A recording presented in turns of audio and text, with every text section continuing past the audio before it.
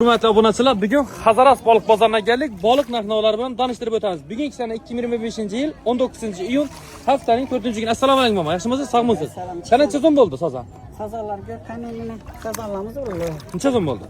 65. 65 ming so'm. 65 dan beramiz. 65 ming so'mdan beramiz dedilar sozonni. Savdongiz bersin, sog' bo'ling asa. Sog' bo'ling. Hamma assalomu alaykum. Sog'misiz? Charchamasdan yo'llab bo'laversiz. Qancha so'm bo'ldi oq baliq? 35 ming so'm bo'ldi. Oq baliq. Bugun baliq kamroq, ha?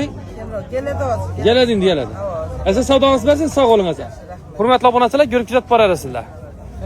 Oq baliq. Mama katta baliqlarga necha kilo chiqadimi endi? Baliqim bilan men alaxi. Ina. Ko'l baliqim al. Alamasa birsini. Asa savdongiz bersin asa, bir sanab g'ayrat bo'lamiz dedim o'zi ko'rib. Kelgan. Bo'ldi, oling asa birdan. Kimga g'ayrat bu? Chegara chiqadingizmi bu? 4,5 kilo, 4 kilo berdi ish. Ina. Ina. Ina hurmatli obunachilar. Masala baliqlar keldilar. Chotki. Asa savdongiz bersin, sog' bo'ling.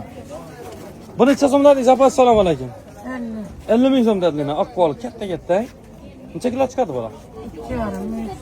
2,5 3-4 kilo chiqadi dedilar.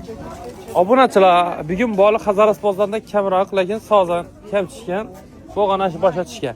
Assalomu alaykum. Yaxshimisizmi mama? Assalomu alaykum. Sog'misiz? Uchilaydimi? Necha dedingiz baliqni?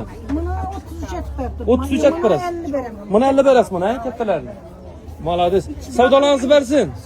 Sog' bo'ling asa. Sog' bo'ling asa. Ina Instagramga chiqardik mamalari. Hurmatli obunachilar, 6-kun YouTube kanalimizda tashimiz oilaviy tuyg'a baliq bozorini ko'rib borasizlar. Bugun Instagramlik ekan. Sog' bo'ling, omon bo'ling asa.